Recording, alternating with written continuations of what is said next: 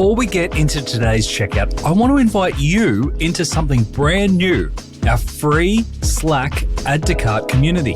After 4 years of bringing you experts and leaders in e-commerce, I thought it was time to connect to you, our listeners. I have no doubt that you can share experiences, tips, and questions that will help you in your e-commerce businesses and careers. It makes sense to bring you all together. If that sounds like a community that you want to be a part of, head on over to addtocart.com.au/e-commerce-community to join. Welcome to the checkout. We catch up with previous Add to Cart guests and ask them 5 quick questions to get to know them better and leave you with a little extra inspiration to get through your Friday. Here's your host, Bushy. Today's checkout features Lisa Jones, founder of SHE-com, a community for connecting and mentoring female founders in e-commerce. Lisa was also the co-founder of Ecoriginals, the world's first truly eco nappy, which was sold to a private equity investor in 2020. Lisa, welcome to the checkout. We had a fantastic conversation in our main episode around what you built at Ecoriginals, how you're helping female founders with SHE-com, and just some of the lessons in life that you were so generous to share along the way. I've got 5 quick questions to learn a little bit more about you. Amazing. Dive in. All right. Number 1, what's the weirdest thing that you've ever bought online? I could tell you lots of different things, but the one I would say that is the weirdest, I had a girlfriend and she went through a relationship breakup and I thought I'm going to send her a bunch of flowers. So I went onto the Lovely website and I sent her a bunch of flowers and a vibrator at the same time.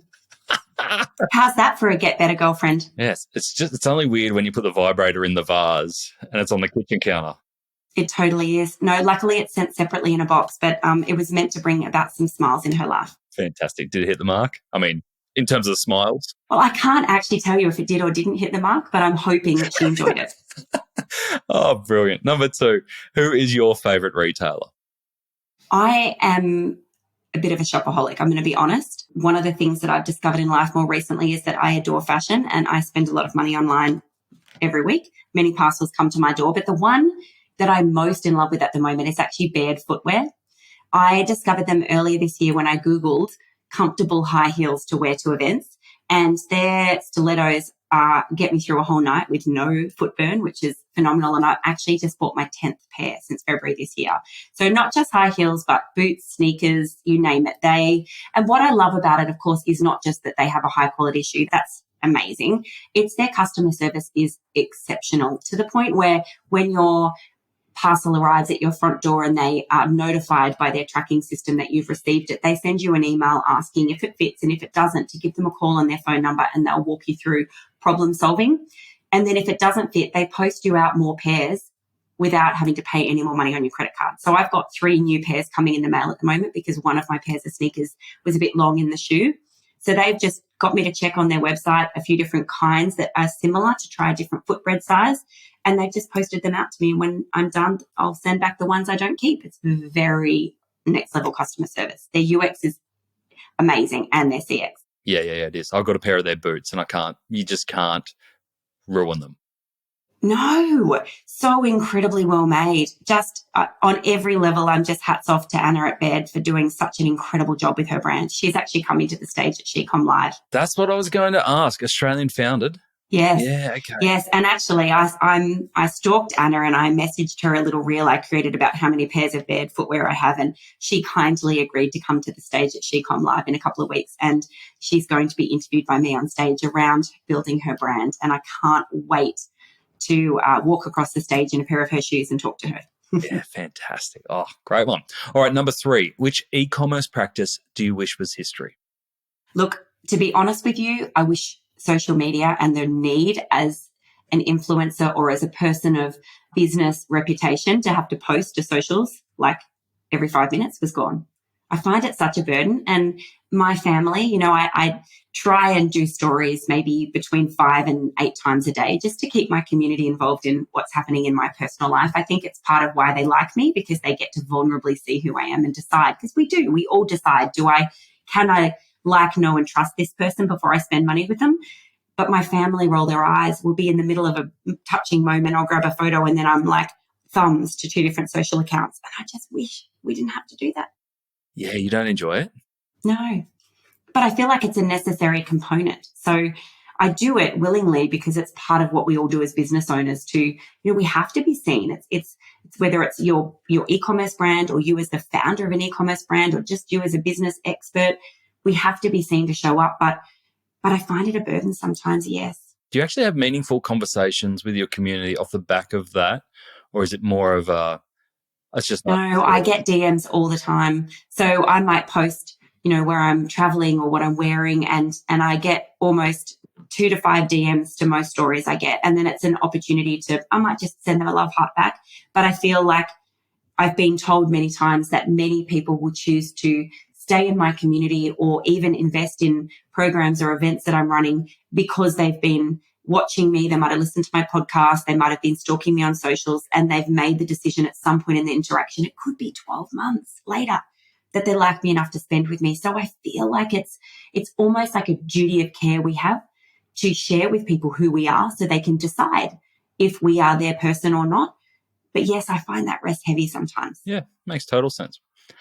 All right, number 4, can you recommend a book or a podcast that our listeners should get into immediately?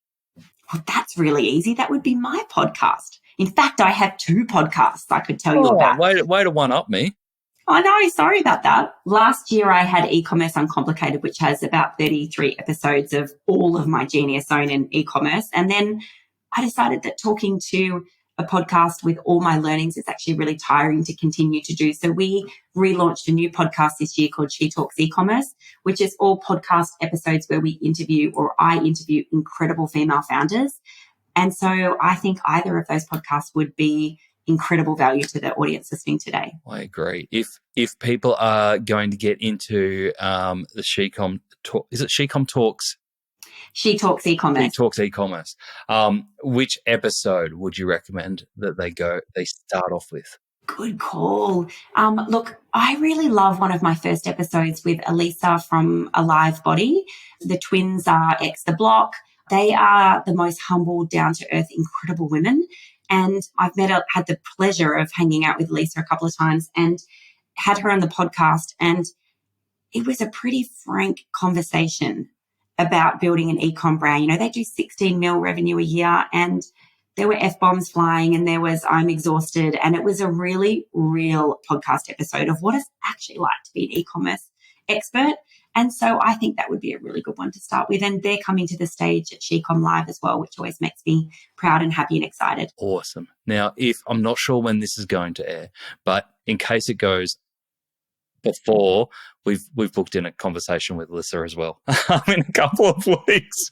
But if you can't wait for that, go view both. It'll be a different viewpoint. You'll get your intelligent conversation, Lisa, and my off-the-cuff questions. Amazing.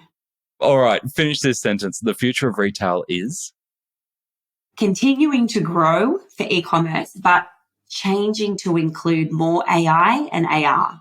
So, ChatGPT and all of the spin-offs of that for even ad creative now is not going anywhere.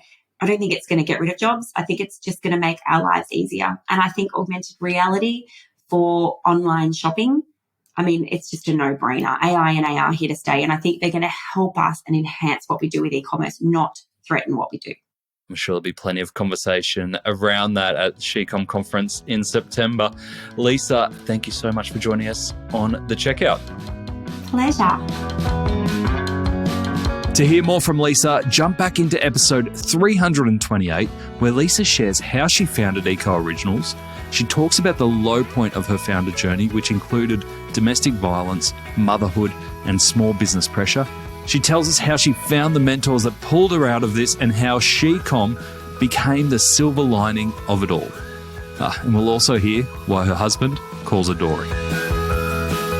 Thanks for listening, and until next time, keep adding to cart.